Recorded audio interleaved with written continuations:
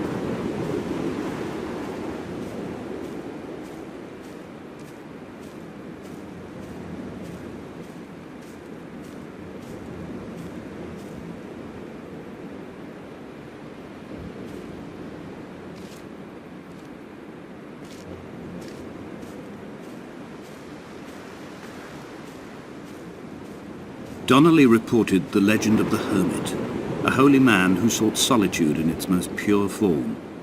Allegedly, he rode here from the mainland in a boat without a bottom, so all the creatures of the sea could rise at night to converse with him. How disappointed he must have been with their chatter. Perhaps now, when all that haunts the ocean is the rubbish dumped from the tankers, he'd find more peace. They say he threw his arms wide in a valley on the south side, and the cliff opened up to provide him shelter. They say he died of fever 116 years later. The shepherds left gifts for him at the mouth of the cave, but Donnelly records they never claimed to have seen him. I have visited the cave and I have left my gifts, but like them, I appear to be an unworthy subject of his solitude.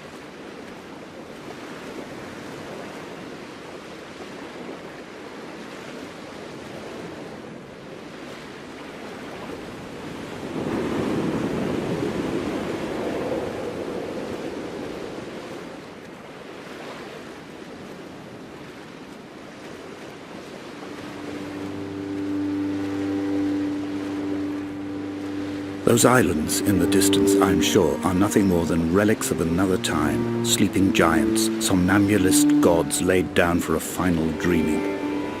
I wash the sand from my lips and grip my wrist ever more tightly. My shaking arms will not support my fading diaries.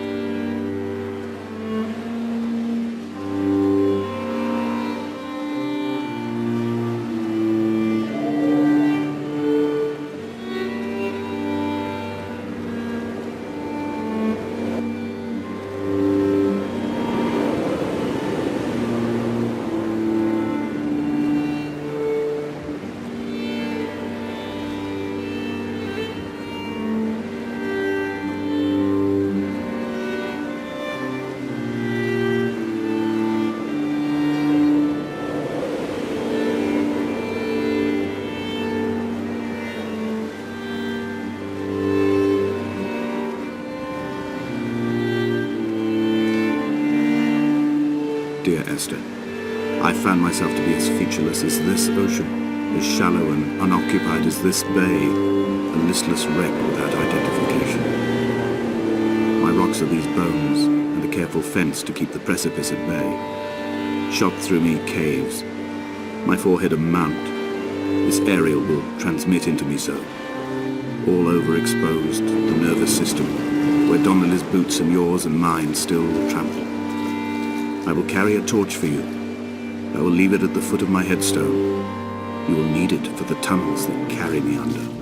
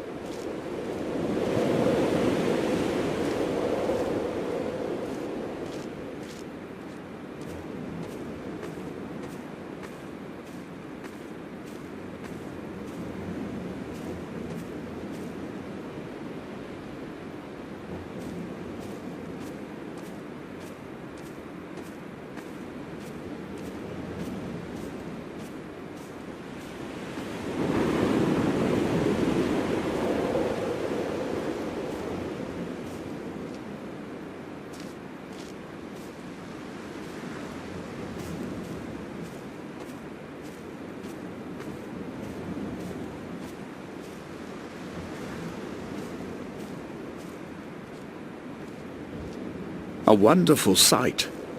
The moon cresting the junction between the cliff path and the stone circle. It cast a shadow of the ridge across the beach, all the world as if you had signed your name in untidy handwriting.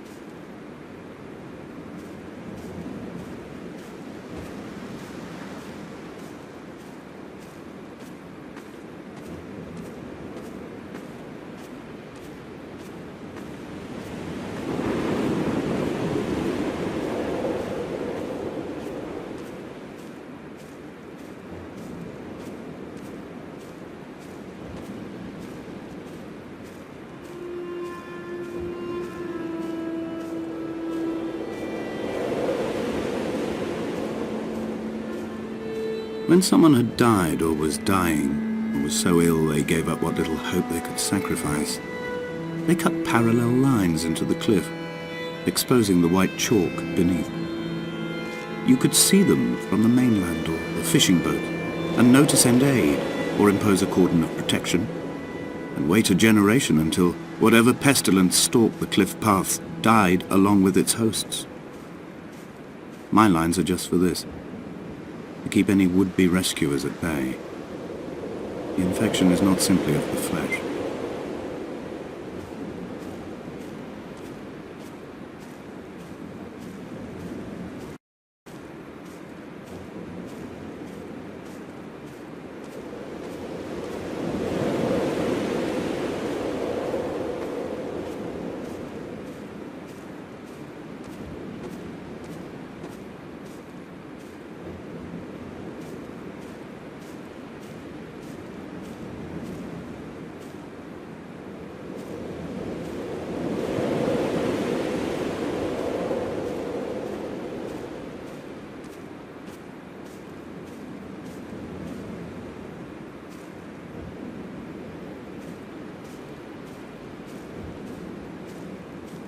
They were God-fearing people, those shepherds. There was no love in the relationship. Donnelly tells me that they had one Bible that was passed around in strict rotation.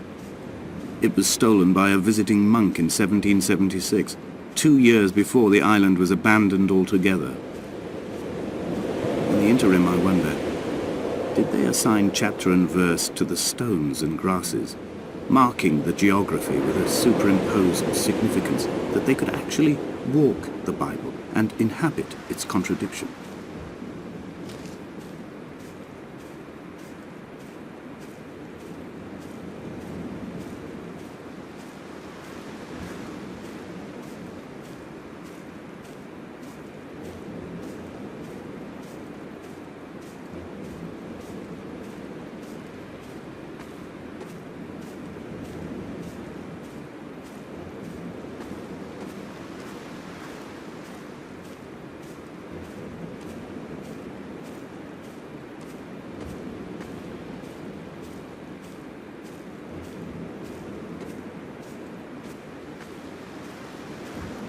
Dear Esther, I met Paul.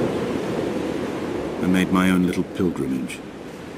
My Damascus, a small semi-detached on the outskirts of Wolverhampton. We drank coffee in his kitchen and tried to connect to one another. Although he knew I hadn't come in search of an apology, reason or retribution, he still spiraled in panic, thrown high and lucid by his own dented bonnet. Responsibility had made him old. Like us, he'd already passed beyond any conceivable boundary of life.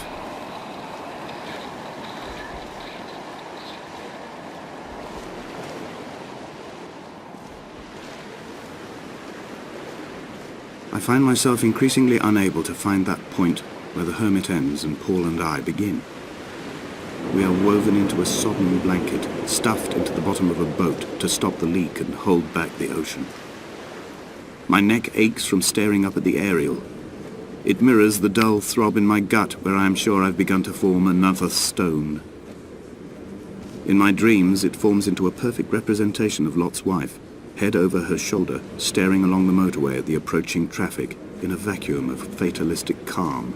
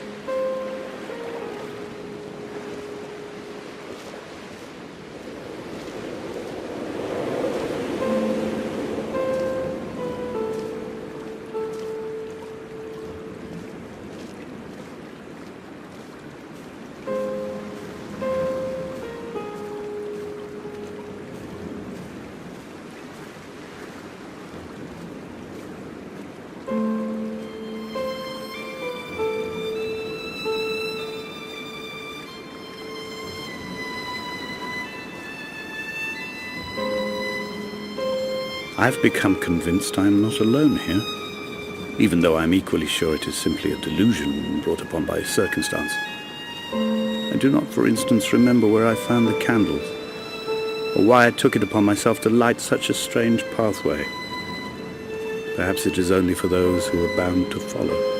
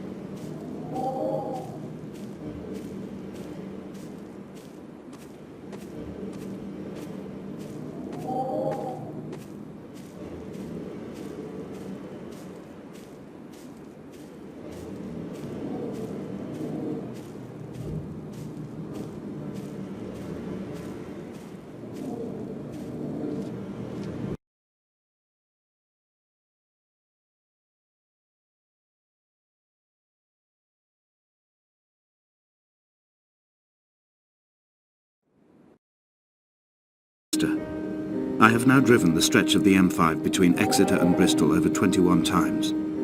But although I have all the reports and all the witnesses, and have cross-referenced them within a millimetre using my Ordnance Survey maps, I simply cannot find the location. You'd think there would be marks to serve as some evidence. It's somewhere between the turn-off for Sanford and the welcome brake services. But although I can always see it in my rear-view mirror, I have as yet been unable to pull ashore.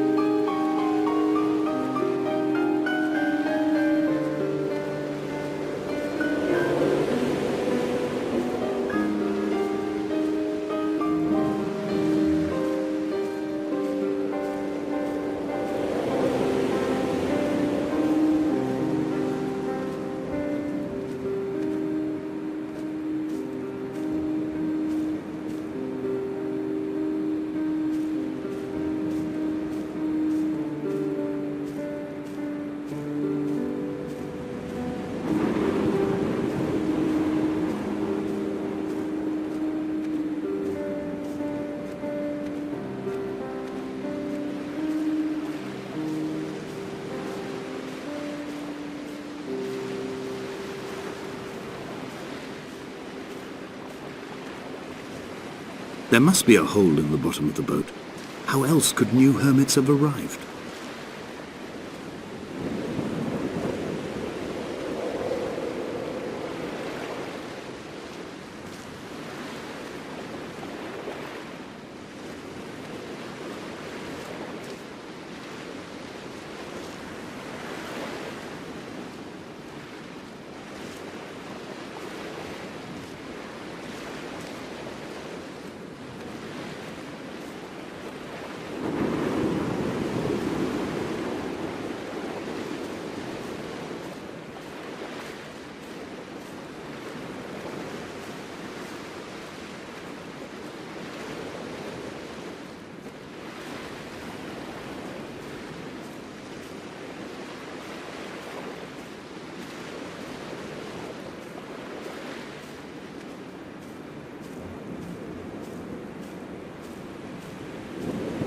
had kidney stones, and you visited me in the hospital.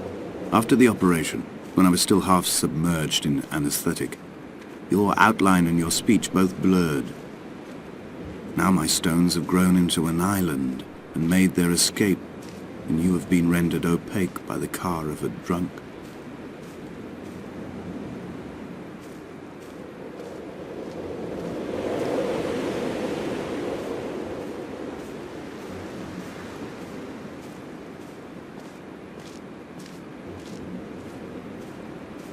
What charnel house lies at the foot of this abyss?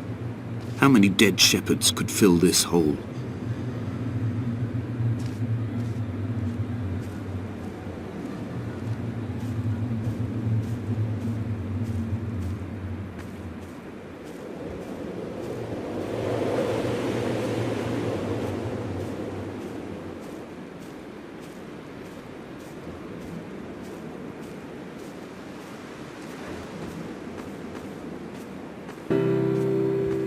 I've begun to climb, away from the sea and towards the center. It is a straight line to the summit, where the evening begins to coil around the aerial and squeeze the signals into early silence. The bothy squats against the mount to avoid the gaze of the aerial. I too will creep under the island like an animal and approach it from the northern shore.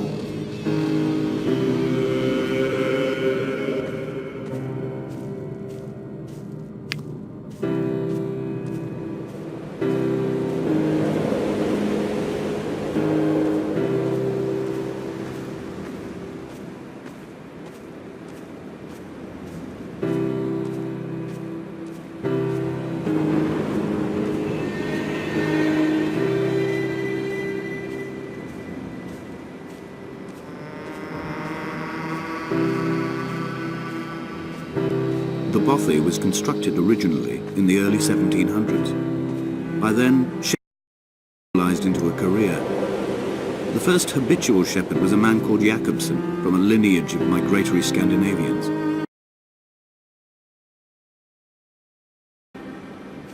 He came here every summer whilst building the bothy, hoping eventually that becoming a man of property would secure him a wife and a lineage. Donnelly records that it did not work. He caught some disease from his malcontented goats and died 2 years after completing it.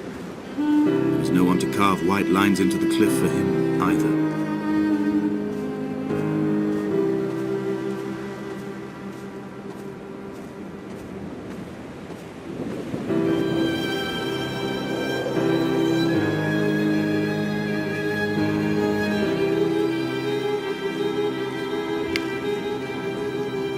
3 cormorants seen at dusk. They did not land. His house built of stone, built by a long-dead shepherd. Contents: my camp bed, a stove, a table, chairs, my clothes, my books. The caves that score out the belly of this island, leaving it famished. My limbs and belly famished. This skin, these organs, this failing eyesight. When the battery runs out in my torch, I will descend into the caves and follow only the phosphorescence home.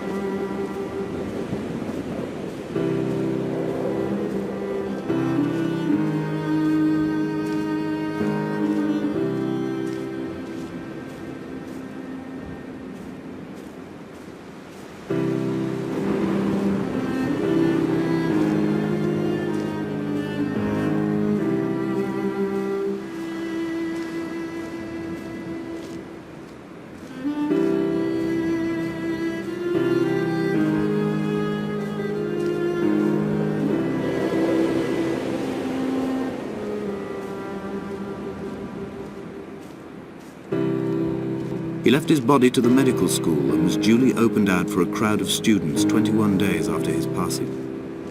The report is included in my edition of his book. The syphilis had torn through his guts like a drunk driver, scrambling his organs like eggs on a plate. But enough definition remained for a cursory examination, and, as I suspected, they found clear evidence of kidney stones.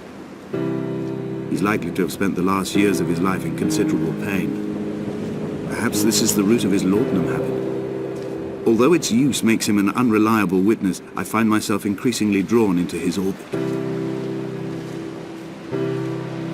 They found Jakobsen in early spring. The thaw had only just come. Even though he'd been dead nearly 7 months, his body had been frozen right down to the nerves and had not even begun to decompose. He'd struggled halfway down the cliff path, perhaps looking for some lost goat, or perhaps in a delirium, and expired, curled into a claw right under the winter moon. Even the animals shunned his corpse. The mainlanders thought to bring it home unlucky. Donnelly claims they dragged it to the caves to thaw out and rot, but he is proving an unreliable witness.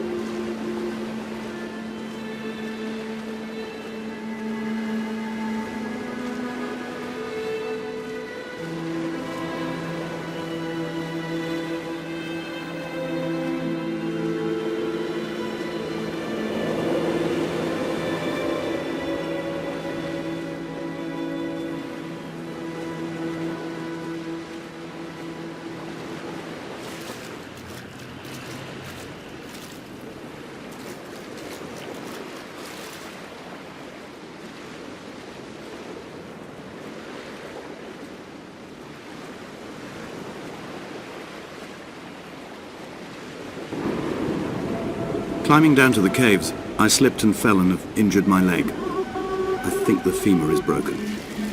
It is clearly infected. The skin has turned a bright, tight pink, and the pain is crashing in on waves, winter tides against my shoreline, drowning out the ache of my stones. I struggled back to the bothy to rest, but it has become clear that there is only one way this is likely to end. The medical supplies I looted from the trawler have suddenly found their purpose. They will keep me lucid for my final ascent.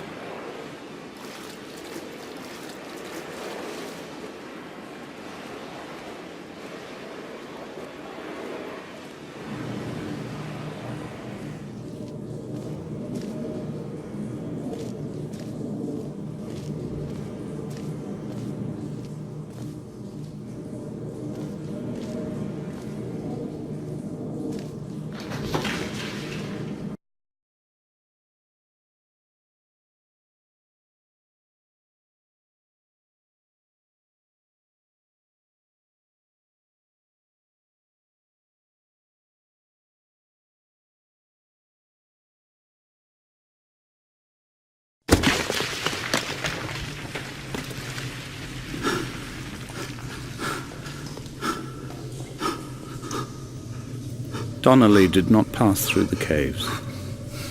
From here on in, his guidance, unreliable as it is, has gone from me. I understand now that it is between the two of us and whatever correspondence could be drawn from the wet rocks.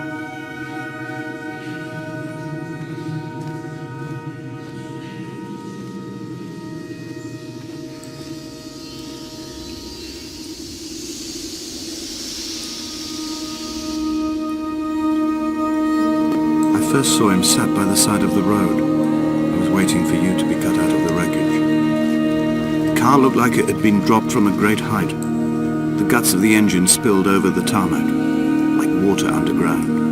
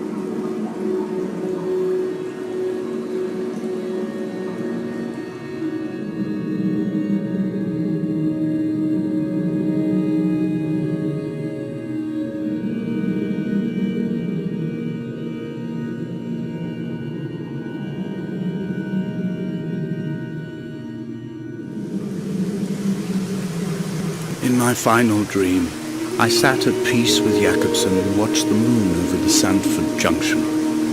Goats grazed on the hard shoulder, the world gone to weed and redemption. He showed me his fever scars, and I mine, between each shoulder the nascency of flight.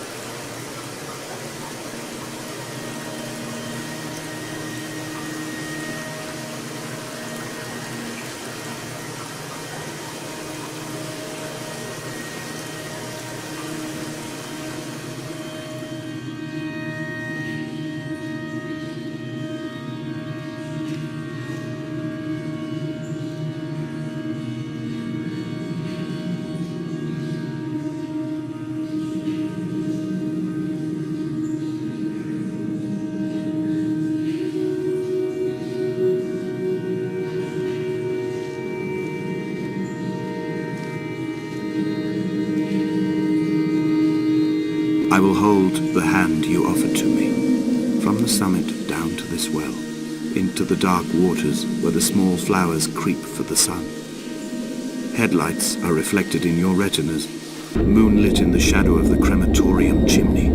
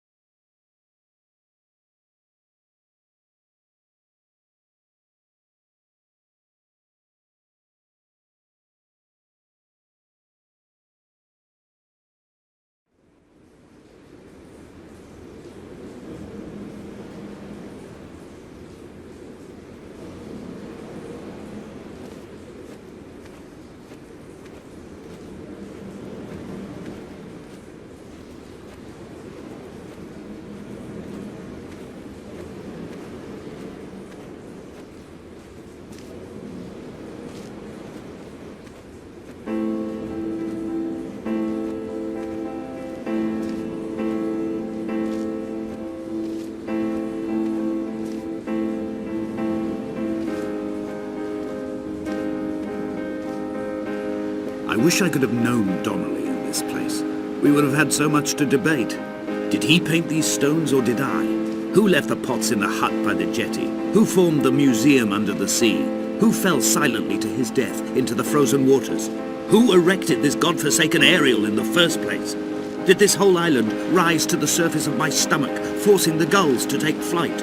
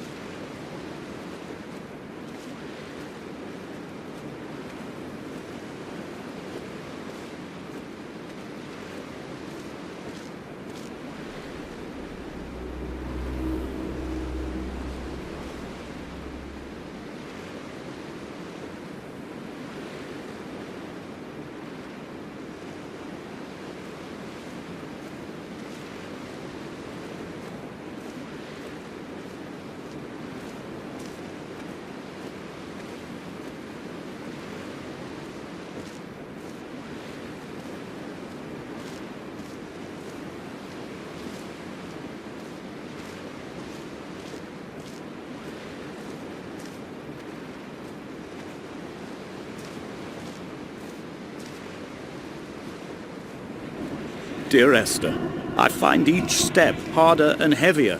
I drag Donnelly's corpse on my back across these rocks, and all I hear are his whispers of guilt, his reminders, his burnt letters, his neatly folded clothes. He tells me I was not drunk at all.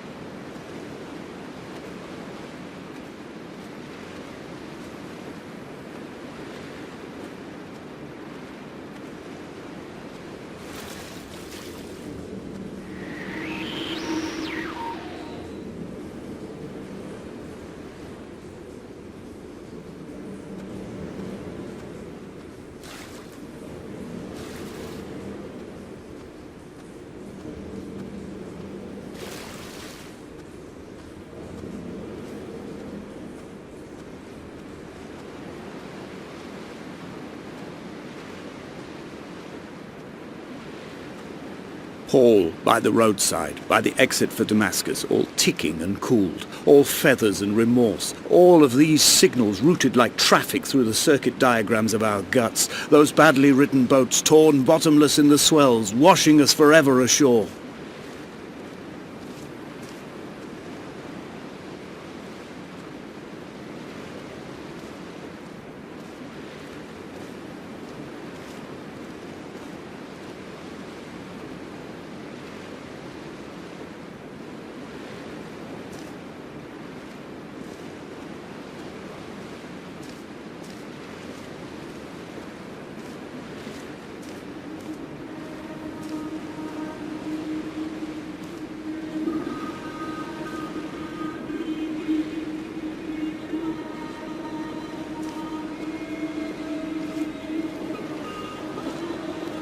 From here, I can see my armada.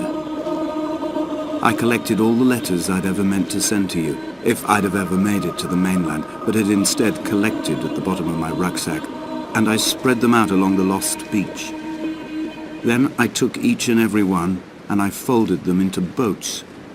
I folded you into the creases, and then, as the sun was setting, I set the fleet to sail. Shattered into 21 pieces, I consigned you to the Atlantic, and I sat here until I'd watched all of you sink.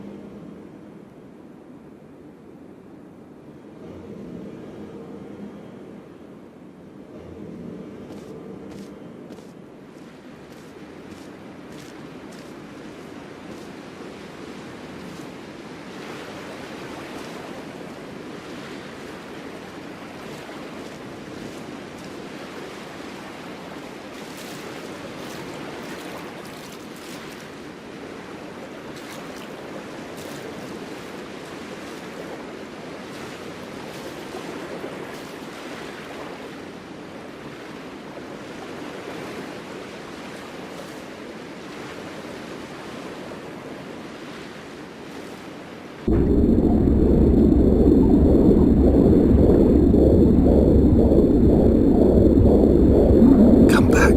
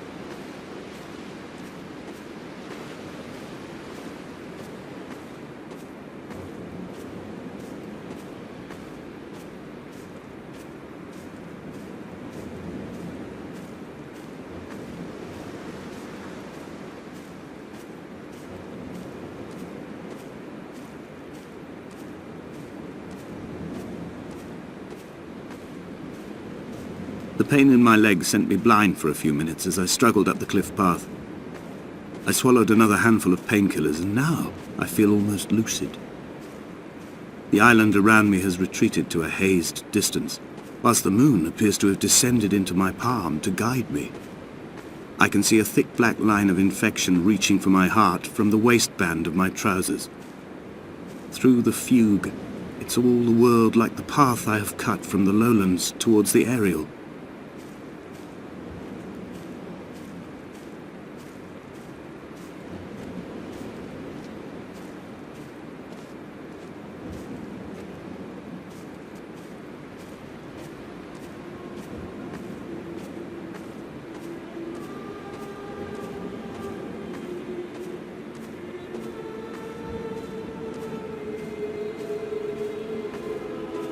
I've begun my voyage in a paper boat without a bottom. I will fly to the moon in it. I've been folded along a crease in time, a weakness in the sheet of life. Now you've settled on the opposite side of the paper to me. I can see your traces in the ink that soaks through the fibre, the pulped vegetation. When we become waterlogged and the cage disintegrates, we will intermingle. When this paper aeroplane leaves the cliff edge and carves parallel vapor trails in the dark, we will come together.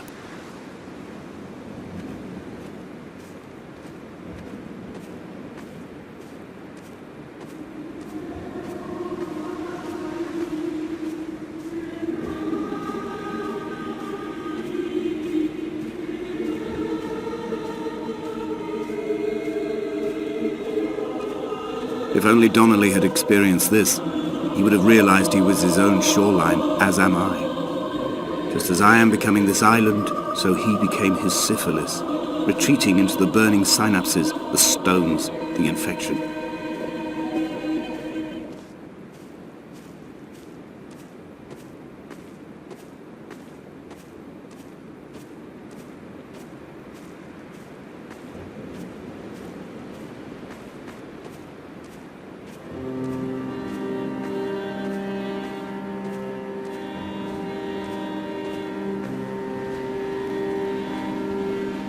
Bent back like a nail, like a hangnail, like a drowning man clung onto the wheel, drunk and spiraled, washed onto the lost shore under a moon as fractured as a shattered wing. We cleave, we are flight and suspended, these wretched painkillers, this form inconstant. I will take flight, I will take flight.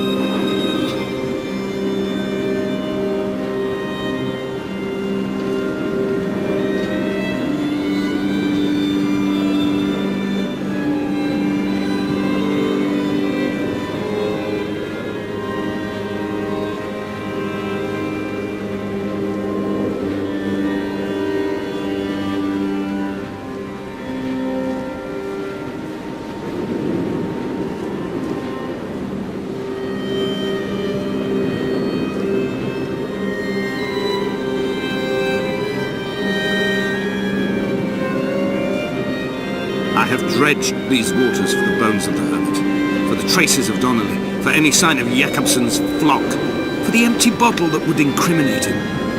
I have scoured this stretch of motorway 21 times, attempting to recreate his trajectory, the point when his heart stopped dead and all he saw was the moon over the Sanford Junction. He was not drunk, Esther. He was not drunk at all, and it was not his fault. It was the converging lines that doomed him. This is not a recorded natural condition. The gulls do not fly so low over the motorway and cause him to swerve. The paint scored away from his car in lines like an infection, making directly for the heart.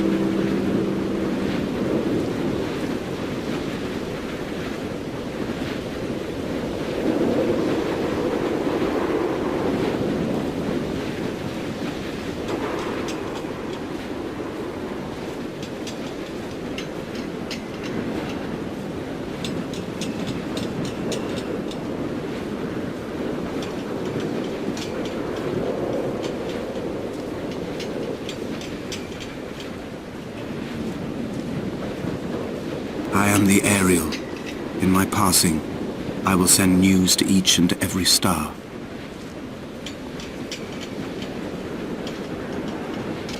Dear Esther, I have burnt my belongings, my books, this death certificate. Mine will be written all across this island. Who was Jakobsen? Who remembers him? Donnelly has written of him. But who was Donnelly? Who remembers him? I have painted, carved, hewn, scored into this space all that I could draw from him. There will be another to these shores to remember me. I will rise from the ocean like an island without bottom, come together like a stone, become an aerial, a beacon, that they will not forget you. We've always been drawn here. One day the gulls will return and nest in our bones and our history. I will look to my left and see Esther Donnelly flying beside me. I will look to my right and see Paul Jacobsen flying beside me. They will leave white lines carved into the air to reach the mainland, where help will be sent.